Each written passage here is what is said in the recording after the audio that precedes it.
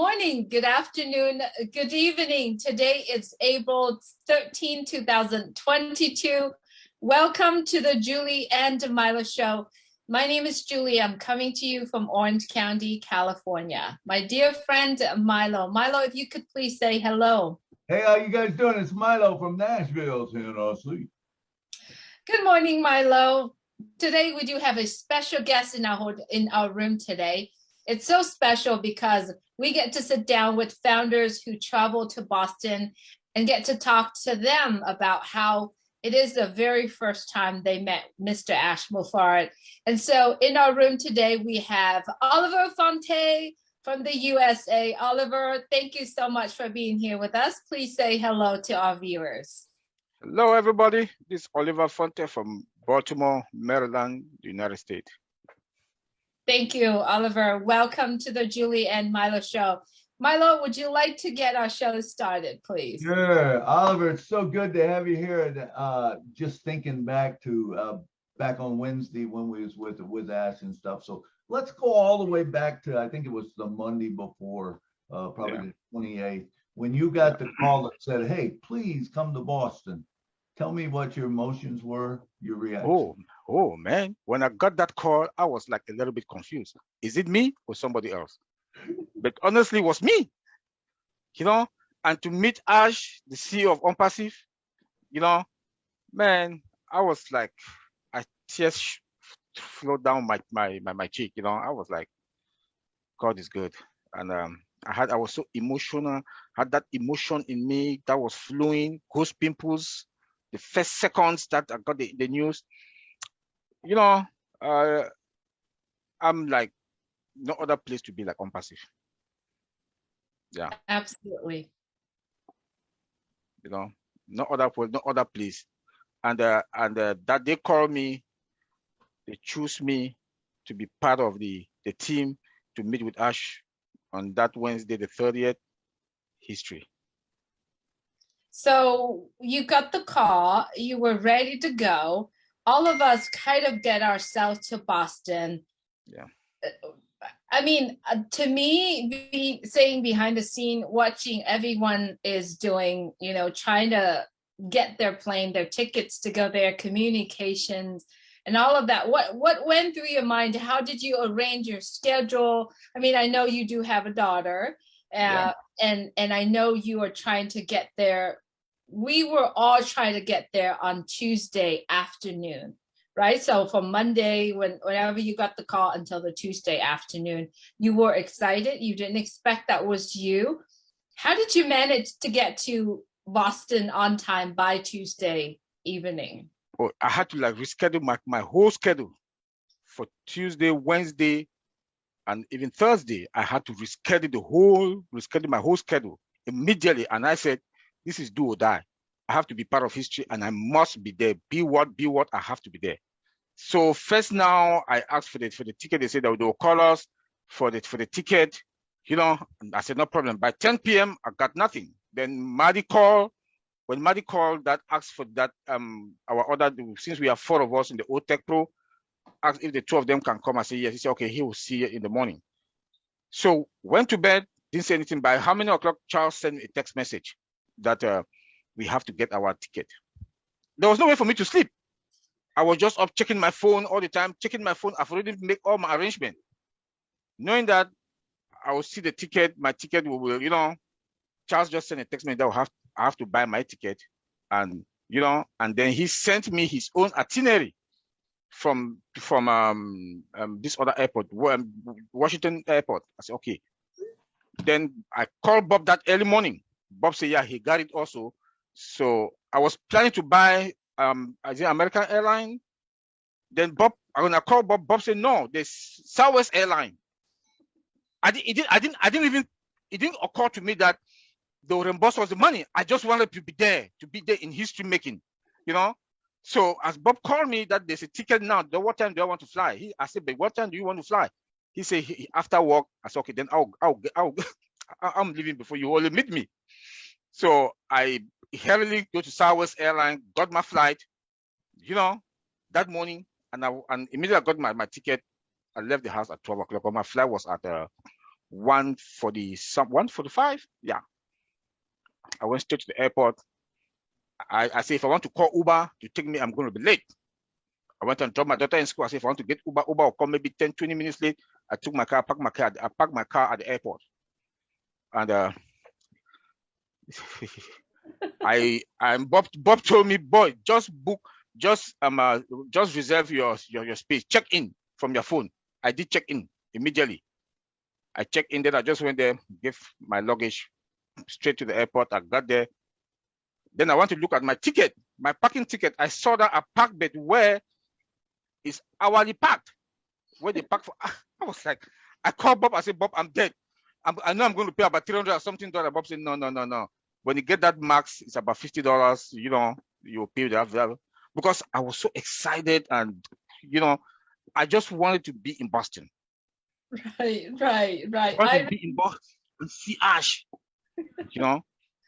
Absolutely. I think we all were excited to be there. I remember it was 3:00 my time, Pacific Standard Time, when I got a hold on Tuesday, when I got a hold of Charles. I said, Charles, I need your help. I need you to contact Bob and Oliver for me when you can, because I need to get on the plane in about an hour or so, so it was I'm actually very gracious that everyone were doing so well, like was determined to get to Boston, and it was very, very cool. And it's totally a dreaming teamwork to get there. Yeah, I agree on that. Yes, it was very cool. Milo, back to you. Yeah, that's the truth, man.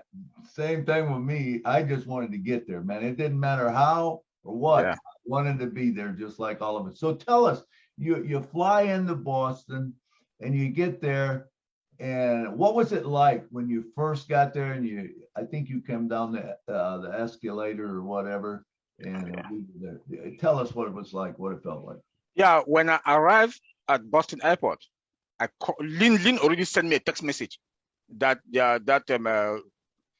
everybody is at Terminal A3. So I saw Lynn's text message. I called Lynn. I said, Lynn, are you people still there? She said yes. I was thinking that maybe by the time I got there, all of you must have gone to the hotel, because she told me that maybe around 5 p.m., so I got there by that 5 p.m. I said, okay, if you guys are not there, then I'll just get a cab. I just ask for the hotel and just go there. So, and I called in, Lynn said that everybody is still here waiting. I said, okay. So it was a long walk to the Terminal A3. So I got there. When I was coming down the escalator, I saw everybody was like a family. It was like a family. It was as if we are family. In fact, we've known each other from day of birth. From, everybody, like, you hug, warm hug, family hug, sweet. I was like, after I hugged everybody, I just went and sat down. I said, God is good. You saw that family style, that intimate family way that I cannot explain. I started having that chilly body also from the airport. So we were there talking. Milo came. Milo was asking me questions about the tech guys. Milo and Jeffrey Milo, they were asking me. Milo asked me question about it was what product? I can't remember the product. So I started explaining to him, and Jeffrey Milo also came, started asking me IT questions. We're just talking there, Julie was there. Julie and Peter, they were like busy with Chris. I don't even know what they were doing. I've not even asked, what are we still waiting? There was no time for me to even ask. I wanted to digest what the warm welcome that I got. I was still digesting it. So it's later that I asked Lynn, so what are we still waiting? I said, Bob is the last one to come. So she explained to me about the hotel, whatever. I said, okay, then we should wait. But it was good. It was good. The ambiance. I mean, we did create a scene in the airport. Oh, yeah. Peter, Chris, and myself were just trying to keep everybody, in communications and make sure everyone. It was and great. That was a good one. That communication part was the good one because everybody was in touch. Yes. Everybody, you guys did a wonderful job on that communication part. You know, Yes. or else everybody we would have been stranded there. Then we wouldn't have even know what next when you arrive at the airport. Right. Because we didn't know where we are heading to the hotel. We didn't know anything. Right. Exactly. As we were at the airport, basically our lead man, you know, had run through and trying to find a place for all of us, because as we understand, what's going down in Boston was something that is not to be known. It's for the safety of everyone, for everything that we were doing. Therefore, it was not disclosed. You know, he makes sure. And the true thing behind the scene that I see, Oliver, was him truly show his love for all his family that coming together. He wants all of us together. He wants all of us to be in the same place. And it was a very truly you know, expressions that he did on his part, and we all know that we love that so much. So let's fast forward from the airport to the hotel where we all get to meet him, hug him. What was your feeling at that time? Did you calm yourself down? Did you pinch yourself? What was it? Oh my God. When we got to the airport, took the escalator to the lobby, like we were just standing. Then he came from my back. Bob was facing me. I was talking with Bob, so I was facing Bob. So Bob was seeing the other direction. Bob didn't tell me that is him coming. Bob didn't tell me that is him coming. So because I was facing Bob and we were talking. So he just came. So when he came, I was like, wow. I think he hugged Julie first, then came. Then he gave that brotherly hug. You know, he gave that brotherly hug. Oh my God. You know, then he go around, he hug everybody. He was like a brother, a father. I don't know how I can describe Ash. You know, talk with us. We're there at the lobby. He talked with us. He said, okay, we should go and get our hotel rooms, our cards to open to go to our hotel room. Then he said, after that, you people should come back downstairs. We'll have dinner ready for us. You know, it was like, oh my God. You know, then we started taking pictures. Also, the picture time there with him also. You know, I think I have some pictures there. When he came, he was hugging everybody. I was like, he is just a godsend. Absolutely. He's a remarkable man. I mean, when you first meet him, and that's what I've always said, you know, the passion, the heart, when he talks, the way he treats people, it's like VIP. We had this wonderful dinner that evening, and then the next morning we get up and we go to the event. Tell me how it was sleeping during the night, and then what you thought when you walked down there to the event. Oh God, let me backtrack also and talk when we were at that dinner table on that Tuesday night. So they were at the corner, Bob and Lynn, they were at the corner there with him taking pictures. So I was just sitting there still eating. Lynn came and called me that the CEO wants to talk, that I should come, that the CEO wants to talk to me and Bob. So I think Lynn came and met us there. So we're at that corner, three of us, we were talking. He was like, he appreciated us, what we are doing. Then we're talking some little inside thing, IT stuff that I can't see it here. But we went into kind of, he was showing us, telling us one or two things about IT, the products had there been, you know. Then Julie came and met us there. You know, we started talking general stuff. He started talking about replication. That we have to replicate ourselves. That thing is in me, all right, and I will carry it every day, and I'll replicate myself at any time I have the opportunity. He came again, we all went now back to the table. You know, he started demonstrating again the replication, you know, describing it to all of us there. He took Lynn's daughter, what's her name again? My daughter? Yes. Celestine.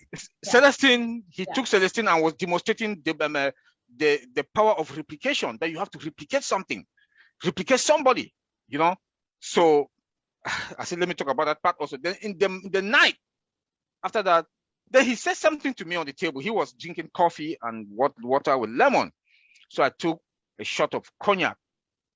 So I said, I smell for coffee. I drink coffee also, and the smells, I feel good. Then he looked at the what are you drinking? I didn't talk, but he looked at my glass. He said, Oliver, we love you. Please stop drinking that thing. It's going to freeze your brain.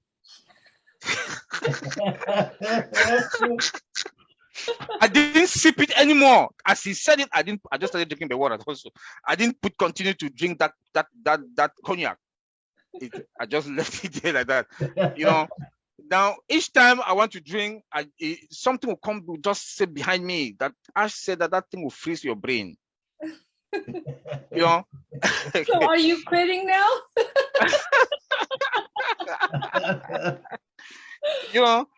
And one good thing with him is that when he wants to talk to you, he talks to you direct. He talks to you and look at you inside your eyes. That he calls your name and talk to you direct. You know that this is somebody that you've known yourself for years back. Then in that morning when we took our breakfast, came down to the hall. That Wednesday morning, came down to the hall. Julie and the other tech guys, they were doing their thing, trying to do connection with them. Chris Johnson, they were trying to do some connection. Jeffrey Milo, Peter, they were trying to do some connection. We were just sitting there. And then when Ash came, I realized that there was something going on, but I can't really put my finger on it. That's when I know that he's a CEO. He woke up from his seat. He was on the phone constantly and texting, went out and came back in, still on the phone. Then they said he sat down. They said, okay, Red Fan called him to talk. He said, no, he doesn't want to talk now.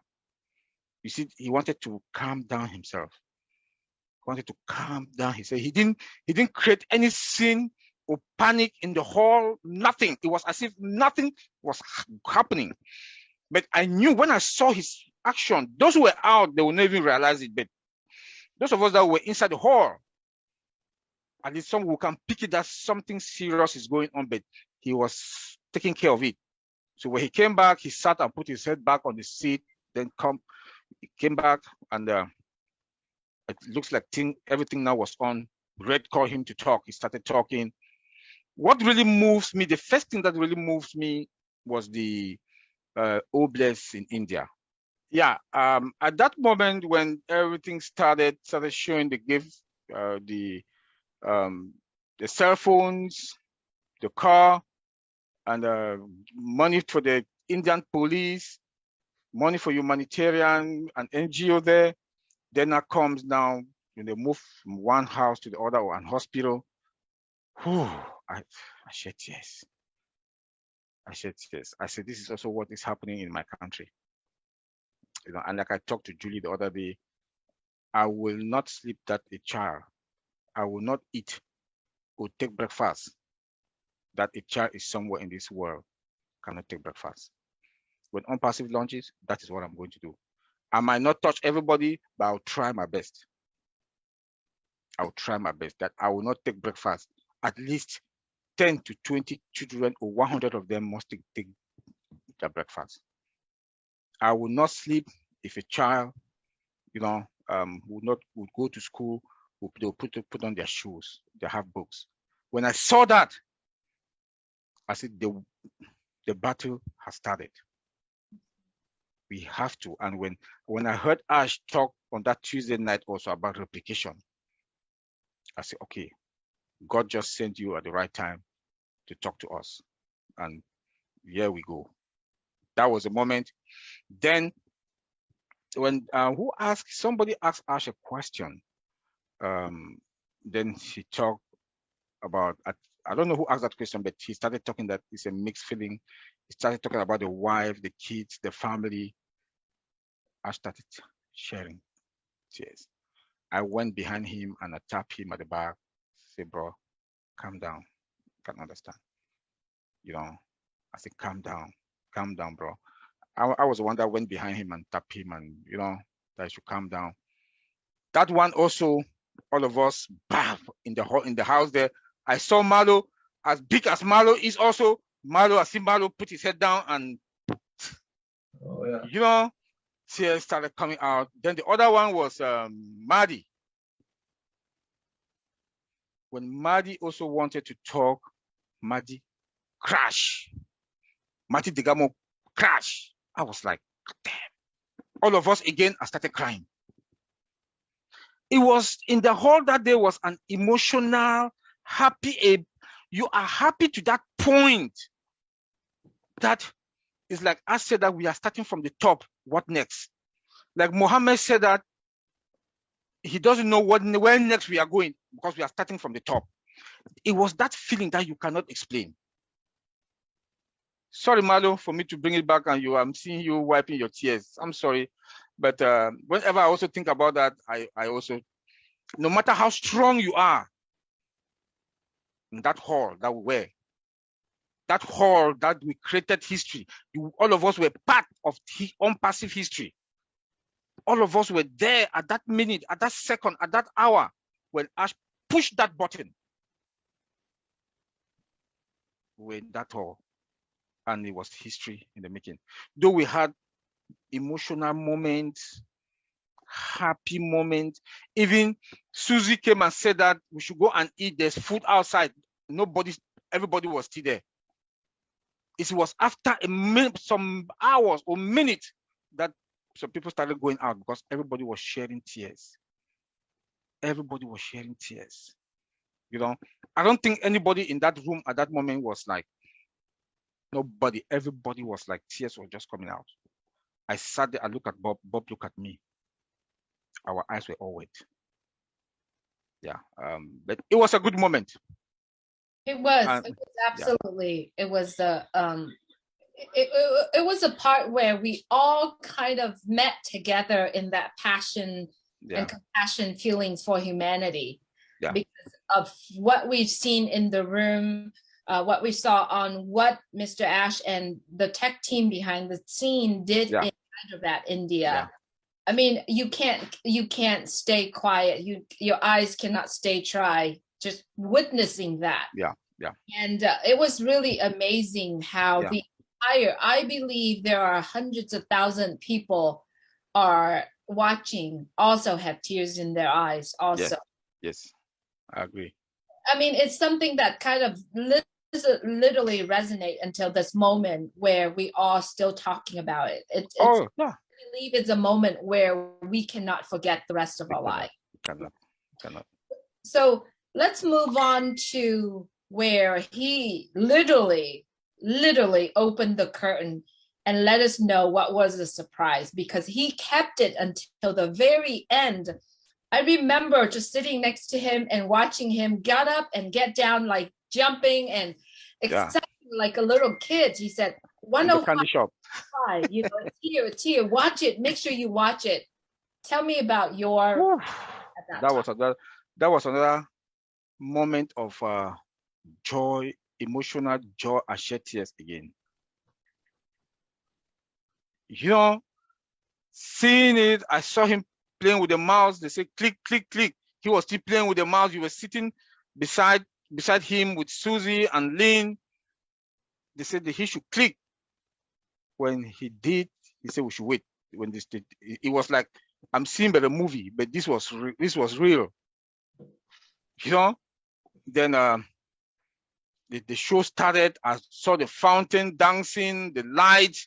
Then there were some people around the bridge watching, and he said, "Those are all our employees." I was like, "What?" I wanted to count how many of them, but there was no way for me to count them. But there were more than 20. There were more than 20 of them there. I was like, wow. Everything was just wow. I was like, I look at Bob, look at myself again. Tears, just tears of joy. Tears of joy. Milo, please. The allergies are terrible here. Okay, I'm sorry.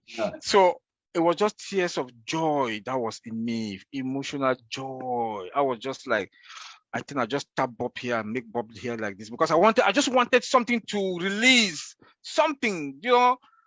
I just wanted to release. I just tap Bob here, tap Bob here. I said, Bob, man, we got it, you know. And it was a moment that, again, I cannot tell. It was a moment that I cannot tell, because I'm look at myself part of this history. That is, this company is going to be the super giant company. That you are one of the founders and part of the 20 that were in that room. You know, in fact, it was good. Man, it was such a great show.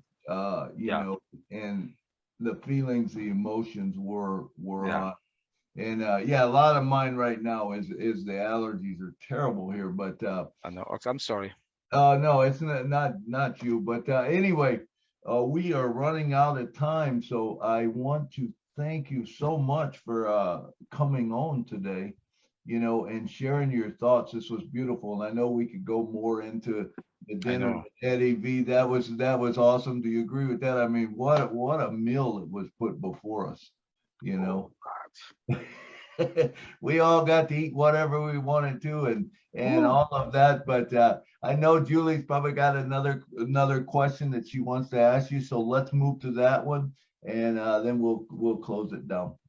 Absolutely. Oliver, thank you so much for arranging your time, just sitting here with us. I know I would not let you go until, you know, I asked a little bit about, just in the short, you know, moment, tell us, how was that dinner and what go through your mind just sitting in that very room, all of us sitting together on that square table, and we just, you know, just sit there and just soak in everything, the whole ambience and the sharing and the knowledge and the information that was there. Yeah, I want to first to thank the wife of the CEO, Mr. Ash Mufara. I want to thank the wife, because he said the wife did all the arrangement. I want to first thank her and say thank you for taking care of us. And in that closed room that day, on that dinner table, it was, I think, 5 different courses, or 4 or 5 courses of meal. I was like, then he came and said he gave a blank check for us to eat. I was like, what? You know, eat what you want, drink what you want. You know, then come now the discussion. We were talking, he cracked jokes, he talked, a father, a CEO, you know, humble, respectful. He came, it's like a father that he looks around, where is Michael Williams? Where is his seat? He's so concerned about everybody. He looks inside the room. Michael Williams was not there. He said, where's Mike? Where is his seat? You know? Then comes Michael Williams. Then he was cracking jokes. Look like all of us, we the black guys were on the one corner. We didn't know that it was just all of us were Michael Williams, myself, Charles, Bob, and then my sister, that who is it Philadelphia or Pennsylvania, something like that. She was sitting. Cynthia Brown. Cynthia was sitting beside Bob. Yeah. All of us, the blacks, and I just crack a joke. You know, is that a black neighborhood? That was awesome. That was awesome. The whole thing was good. So let me ask you one quick question, Oliver. If Ash was here right now, what would you like to say to him? I will say, Mr. Ash, you're a wonderful man. Thank you from the bottom of my heart. Thank you again from the bottom of my heart for what you've done. Let me say from me, Fonteh Oliver Cho, and to the rest of all the 1-something million founders, and for it will get to maybe the 5 or 6 billion to come people in the world, with your human heart of gold, heart of sharing. You know, I want to say thank you, and God will continue to bless you and your family, and for the energy, the wisdom, sleepless night that you do take to make all of us to be successful people, not only for us to be successful, our family and our generation to come. And for this company that I, Oliver Fonteh, and as an executive IT guy that have looked into all our products, and I saw and I've worked with some of the products like O Virtual, which is a VPN. I've worked with one of the other product, which is Odex, which is another the name. I don't want to call here. I don't want to promote any company here. I want to say thank you. And you've put the structure that you've put in place. I want to say you are going to be a case study. I said that before. You'll be a case study to all the university or some of the university, and you are going to have a Nobel Peace Prize in the nearby future. I say thank you, boss, and God bless you.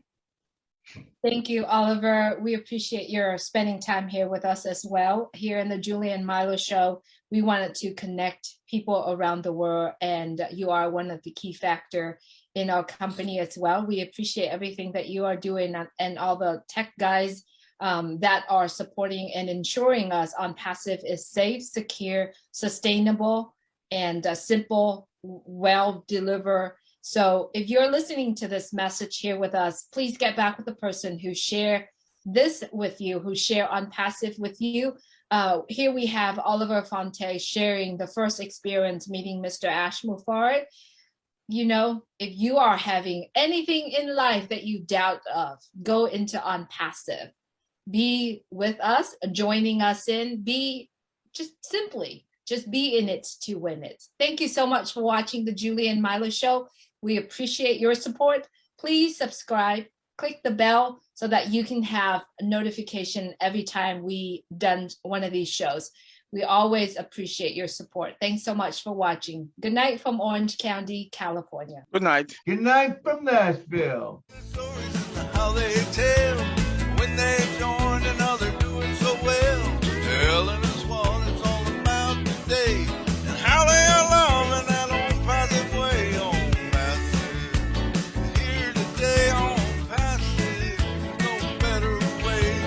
Listen to the Julie and the Milo show so that you can be the very first to know on passive. It's here today. Julie and Milo show is coming your way on passive.